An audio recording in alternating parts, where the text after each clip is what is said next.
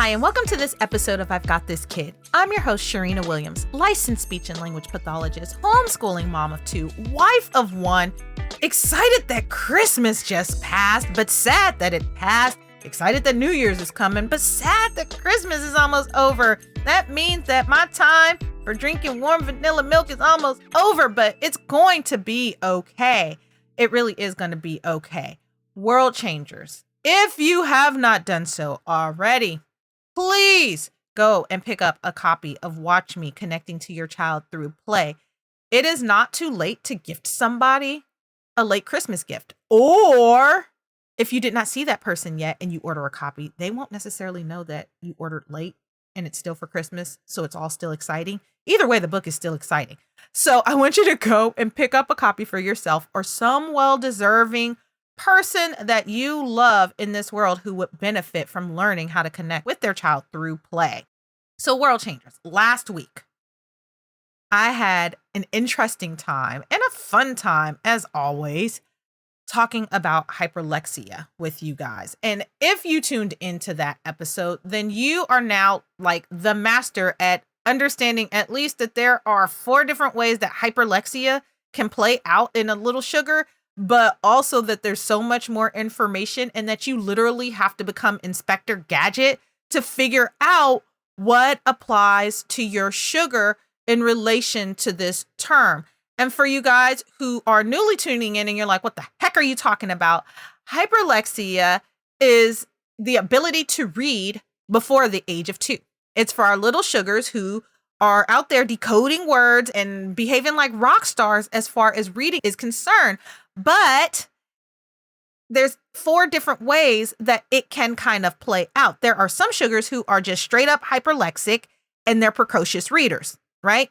They don't have the formal instruction or nothing like that. And this holds true for all sugars who have the term hyperlexia or they are hyperlexic or early readers. They have not had any formal reading instruction. And so again, some are just precocious readers who are just all about their literacy, right? They are about their literature and they're excited about that stuff. There's then the ones who are hyperlexic, but they're gifted. They're savant learners. They are, probably IQ wise above average, not even probably. They're going to be above average learners. And then you have the ones who have the diagnosis of autism that comes along with it. Hyperlexia and autism go hand in hand together.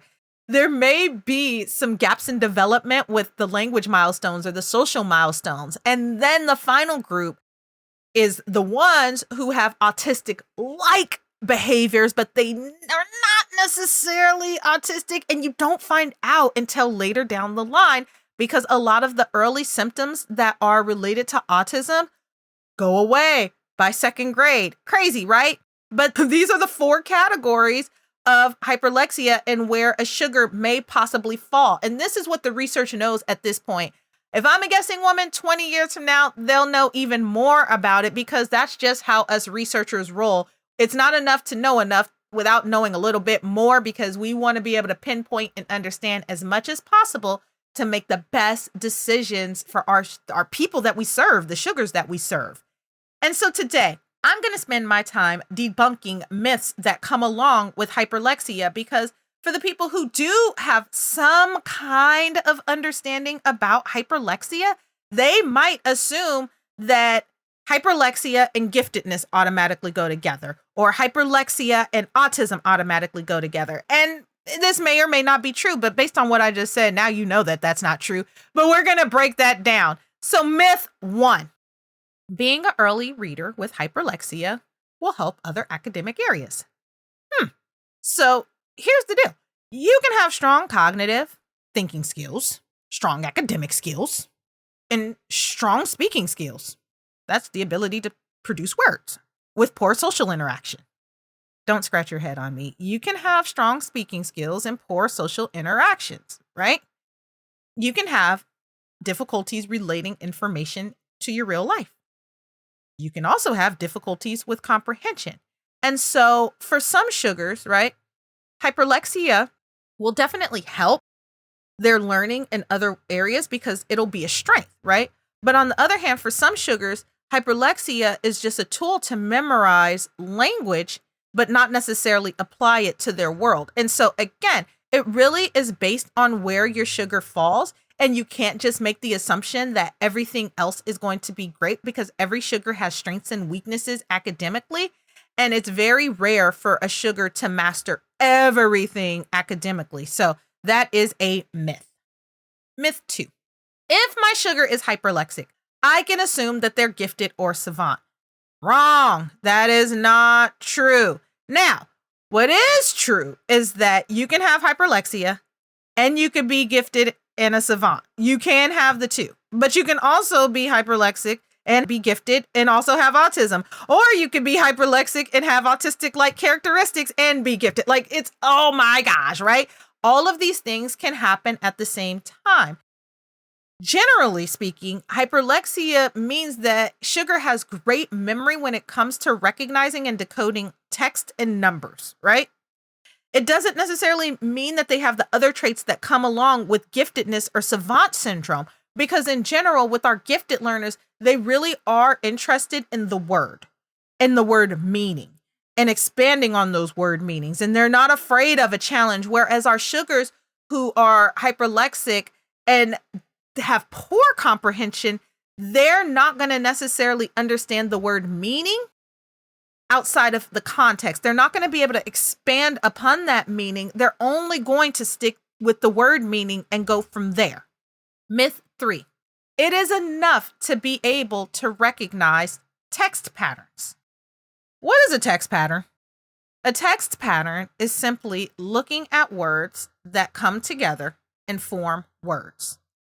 And language itself, written language, is reliant on text patterns because text itself is a symbol.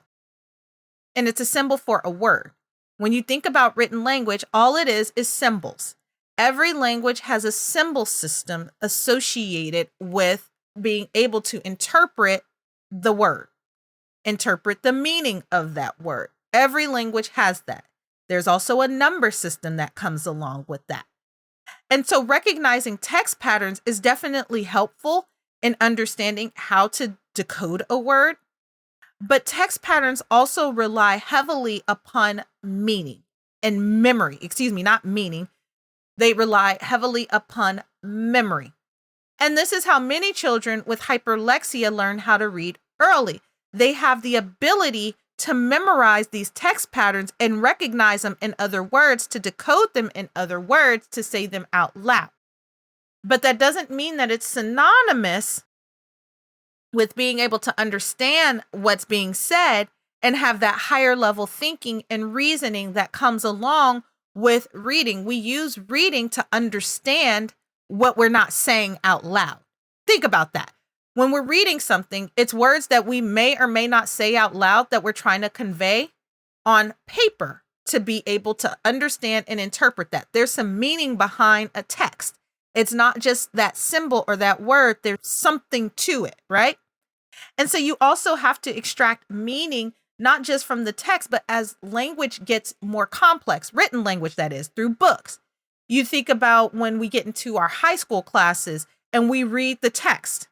And the teacher might say to you, what do you think the author was really trying to say? And so a sugar who doesn't have very strong comprehension skills is going to take that for the literal meaning of what the author was trying to say, not pulling out of it, how is the author using language to provide hidden meaning throughout the text? It even happens in songs. It happens in poetry. It happens so many different ways where we take a word and it may or may not necessarily mean the concrete meaning of what we know it to be. And that's how language gets really tricky for our sugars who don't have those comprehension skills, because if you can't understand that meaning, and then you can't understand across multiple contexts how that word is being used or applied. I hope that makes sense. And that's some pretty high level thinking stuff, but it's also very telling for us world changers, because this tells us the importance of making sure while our sugars are young that they have that foundational understanding. So when they get older, when the higher level thinking and stuff like that comes, they have what they need in order to get to where they need to go. but not being able to comprehend and read, ooh wee.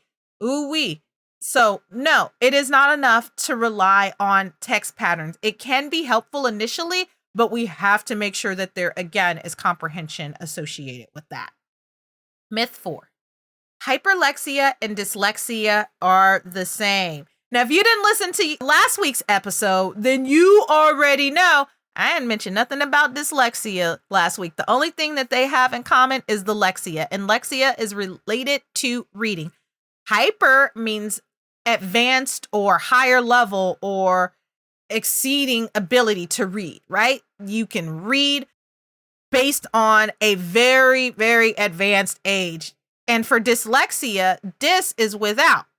Dys means there's some disorder going on. There's something wonky going on with the ability to decode words and sounds. So hyperlexia is when we have these early reading skills to decode or recognize text, whereas dyslexia is a slowed or disordered pattern of reading development. And so for a sugar that has dyslexia, in most cases, they understand exactly what they're reading. There's no question of comprehension. If you read aloud to them, they know exactly what you're talking about, can extract meaning in most cases, can understand it. It's when they literally look at those words on paper, stuff either gets mixed up, word endings get dropped off. There's something going on with the patterns, how their brain, their visual learning and their brain interprets that information. And so they're definitely not the same thing. And the cool part is for a child who is dyslexic or an adult who is dyslexic, if you point out in many cases their word mistake or say, hey, can you read that again?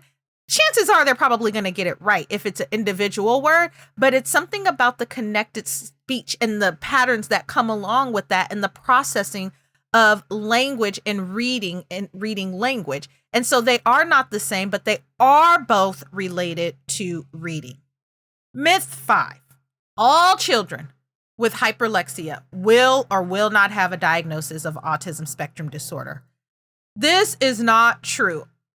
I mentioned it time and time again that it's not true. You can have autistic-like symptoms that eventually go away by the second grade, or you can have a diagnosis of autism. It truly depends. And so some sugars may appear aloof with poor social skills, and we may automatically think autism, but you really have to look at that comprehension piece and try to make these distinctions. And I think here the label becomes a little less important versus understanding your sugar and providing them not only tools at home, but outside tools to help work on areas that need strength and the areas that need support. And it's really, really hard because a lot of times we hear the word autism and most parents are like, I didn't want to have that term, or I wasn't comfortable getting that term or that label put on my child. I don't want that label associated with my child. But at the end of the day, the core of autism, when we really think about the core of it, it's difficulties relating to the world socially through interactions by using language with conversational partners, understanding the world around us. And so with or without that label, we still want to provide our sugar with the necessary tools that they need so they can understand the world around them, so they can have empathy. You don't need a diagnosis to want that for your child. And so be very careful with, avoiding the fact that, hey, it might be there. And also under the same umbrella, don't necessarily be upset and say, oh my gosh, everybody, all of the clinicians were wrong if by second grade you don't necessarily see those symptoms. Because a few things hold true.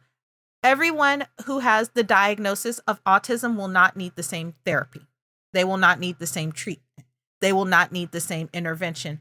Some sugars who have a diagnosis of autism need more intensive support. Some sugars who have a diagnosis of autism needs less intensive support. And so you really have to weed out what it is that your sugar needs in order to relate to the world around them and to have that understanding and that experience, because at the end of the day, people need people. And so sugar needs to understand how to relate to people in the best way that they know how. And when there are sensory things involved, when there's sensory processing involved, when there's dietary difficulties involved, we really want to help them be able to understand and interpret the world. And so to me, keeping those tools away is more of a hindrance than it is a help for sugar, with or without the label, right? So if sugar has dietary concerns and there's no resolve there, then that's going to be something that's going to continue to be difficult for them down the line, whereas we can resolve that, or at least try to resolve it and help them through that. Myth 6. My hyperlexic sugar will always academically perform stronger than their peers. Some may not. Honestly, some may not. So there's a little bit of myth there, but there's a little bit of truth there. Some sugars, again, are hyperlexic that are precocious readers who have families who read to them all the time, who have families and resources to where they're able to get opportunities to comprehend what they're reading and expand upon that stuff. And so, yes, they're going to do better down the line than a sugar who is hyperlexic and kind of left off to themselves and not read too often and only either asked the same kind of questions about concrete information without the expansion, or they are kind of left to themselves, and because mom and dad aren't having the greatest experiences when trying to read with them, kind of just say, hey, that's their thing, I'm going to leave them alone. So there's all kinds of variation that falls between that. So please know that my two little explanations are possible scenarios, not all the scenarios, and it really is contingent upon the family and the case. It really, really is. And so it doesn't mean that early reading won't be beneficial to them, to all of them. It really matters what we're doing with them during that time and how we're addressing it. Myth 7.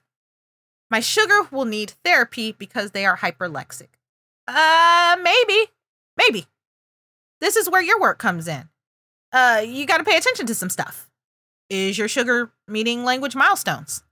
Does your sugar understand and follow through with your directions? Does your sugar have sensory needs impacting their day?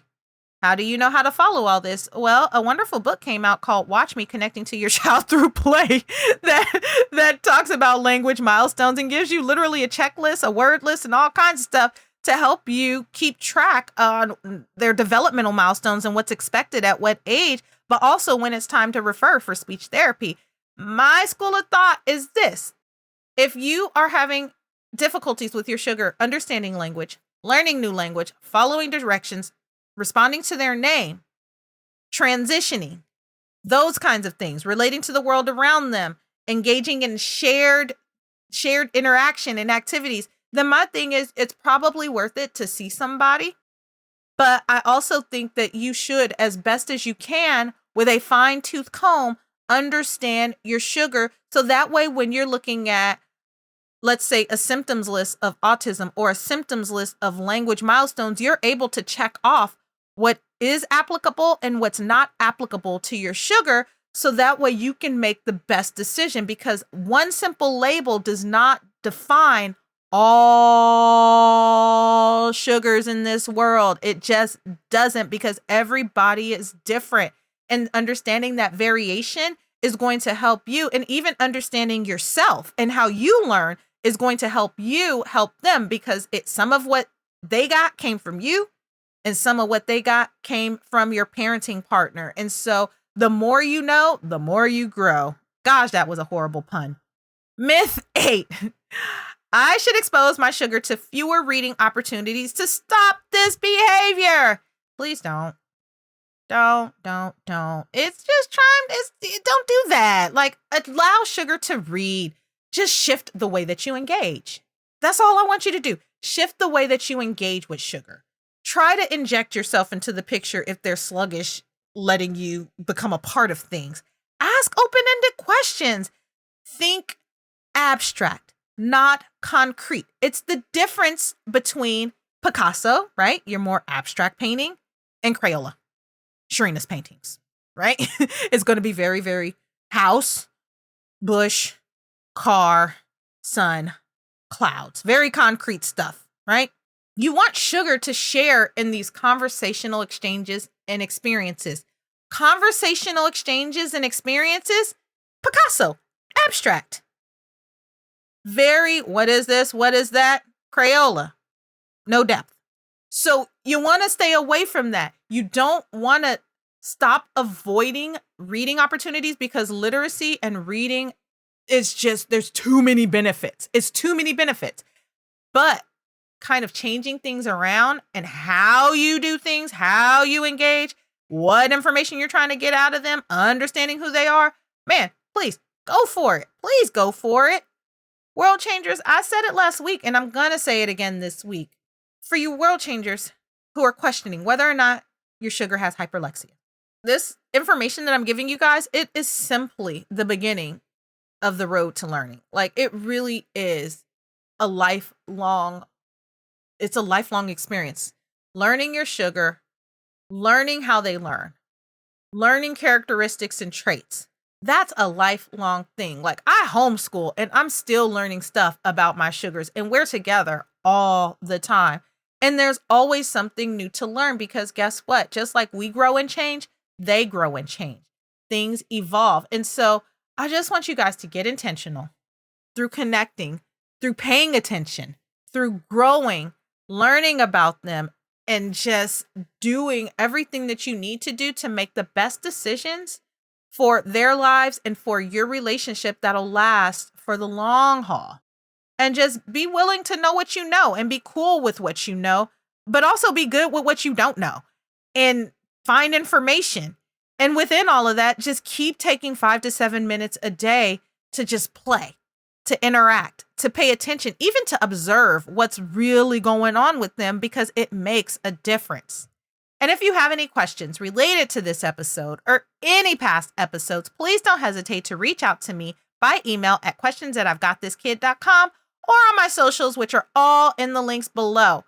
Also, if you haven't purchased a copy of Watch Me Connecting to Your Child Through Play, please go ahead and gift yourself for somebody else because, man, it's the gift that keeps on giving. Like, I can't think of a better gift to give somebody than the ability to take play, interaction, and development in the driver's seat and really learning and knowing what to expect for their sugar.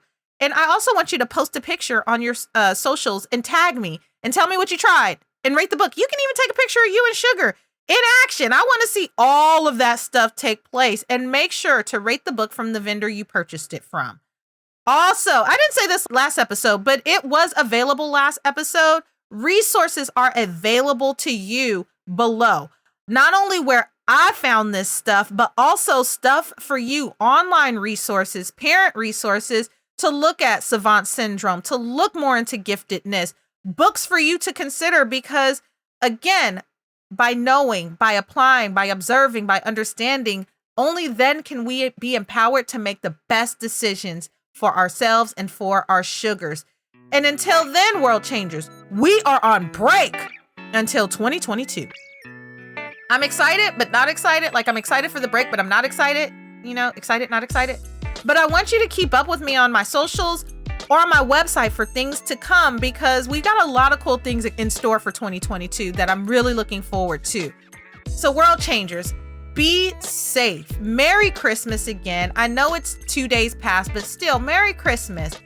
Be safe. Happy New Year's to you and your family. Be blessed. Until the next time, y'all, take care.